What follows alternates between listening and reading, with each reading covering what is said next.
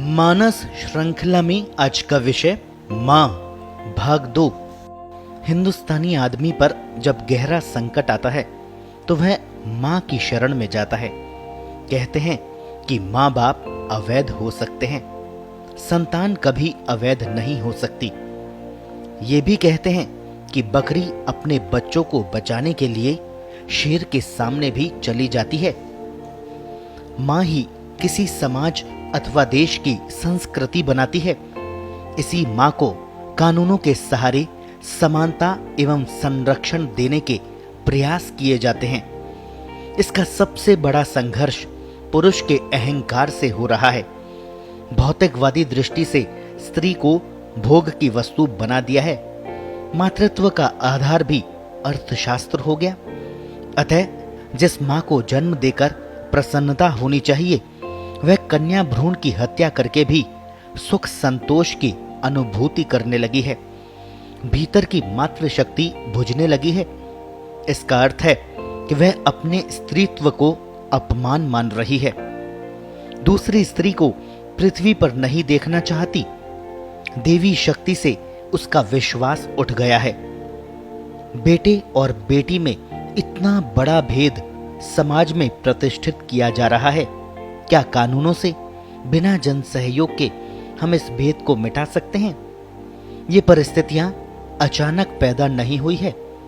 ये सदियों के सांस्कृतिक परिवर्तनों का प्रभाव है। आज सामाजिक मूल्यों का नया वातावरण है। अर्थ युग और वैश्वीकरण की शैली का परिणाम है, जहां धर्म, काम और मोक्ष तीनों ही अर्थ प्रधान होने लगे हैं। धन के आगे किसी भी व्यक्ति को स्वर्ग का मार्ग दिखाया जा सकता है। कन्या भ्रूण हत्या भी उसी अवधारणा का एक अंग है। वस्तु स्थिति ये दिखाई पड़ रही है कि स्त्री और पुरुष में प्रकृति ने जितने भेद स्थापित किए थे, वे अब केवल शरीर तक ही सीमित रह गए हैं, जबकि शरीर तो मात्र कार्यपालक है। इसके सारे नियंत्रण बुद्धि एवं मन के धरातलों पर केंद्रित होते हैं, जहां दोनों लगभग एक से होते जा रहे हैं। दोनों का ही जीवन अर्थ प्रधान हो रहा है, जिसके परिणाम में एक और लिंगानुपात का अंतर बढ़ता जा रहा है और दूसरी ओर जितने स्त्री शरीर दिखाई पड़ते हैं, उनकी जीवन शैली भी पुरुषों के समान ही होती जान पड़ रही है। शुद्ध नारीत्व के सहारे भावनात्मक धरातल पर जीने वाली स्त्रियों की संख्या तो समय के साथ तेजी से घटती जा रही है। जहां वास्तव में मातृ शक्ति के दर्शन हो सकते थे, शिक्षा और आधुनिकीकरण की होड़ ने उसी शक्ति का हास किया है। अर्थ मोह के साथ क्रूरता कहां से आ गई?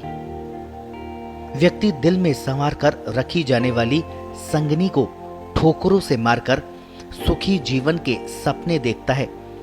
उसे तो आदमी कहलाने का भी हक नहीं है। उसे पशु कहना भी पशु का अपमान होगा। भारत जिस तरह के दौर से गुजरा, उसमें पुरुष के अत्याचारों का ही बोलबाला रहा। चाहे अंग्रेजी हुकूमत, मुगल काल अथवा सामंतशाही का युग रहा हो, पाबंदियों के डर से उनकी कहानियां उजागर उतनी नहीं हुई थी जितनी की आज हो रही है। उस दौर में भी नारी भोग की वस्तु बनकर रह गई थी। योद्धाओं द्वारा बलात्कार का क्रंदन आए दिन की घटना जैसा था। कन्या भ्रूण हत्या की शुरुआत इसी दौर में हुई, लेकिन गरीबी इसका इतना बड़ा कारण नहीं थी। अच्छी लड़कियों की मांग बहुत थी। परिवार के सुख को ध्यान में रखकर शादी की जाती थी। लोग अपने लड़कों के लिए लड़कियां मांग कर लाते थे।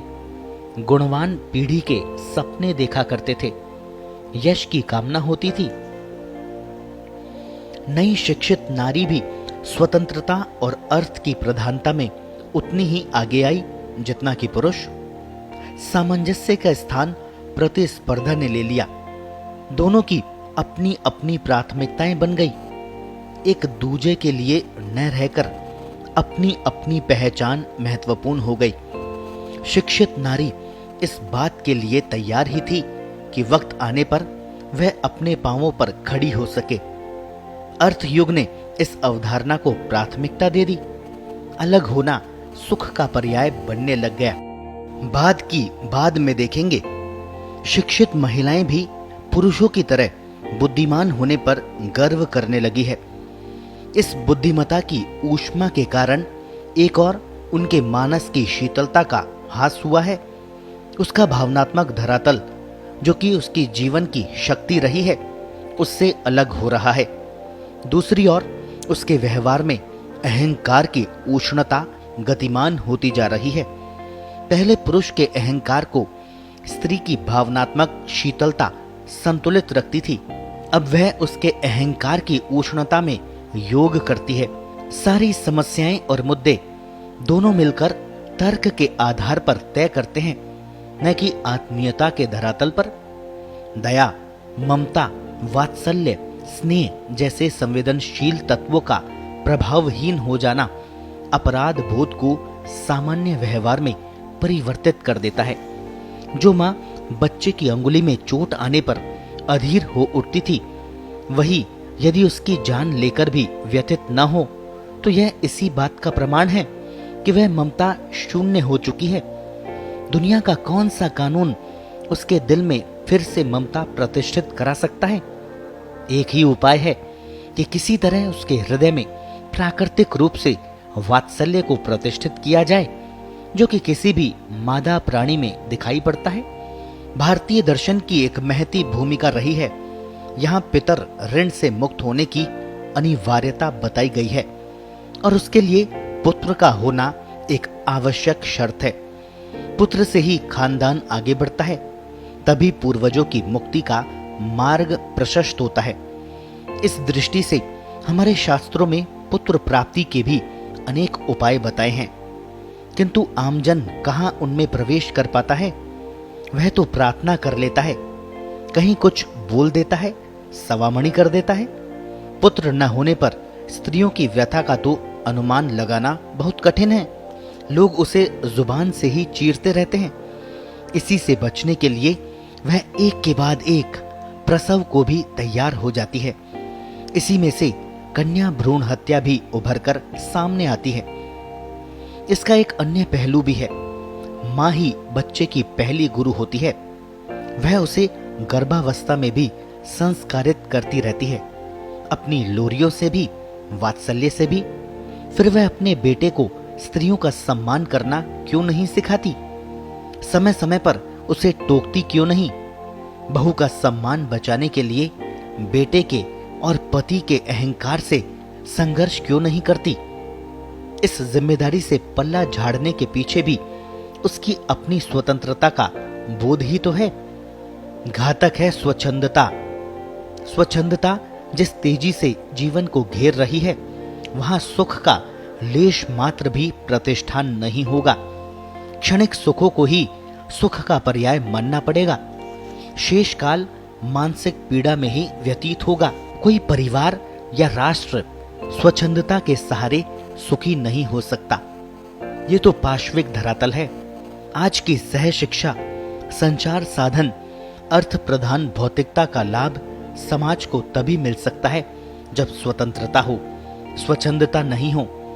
इसके लिए लड़के लड़की की मानसिक क्षमताओं को यथार्थकारी बनाकर जीवन से जोड़ना होगा। स्वतंत्रता में विवेक जागृत रहता है, वही स्वच्छंदता में व्यक्ति सुप्तावस्था में जीता है। यही स्वर्ग और नर्क का भेद है।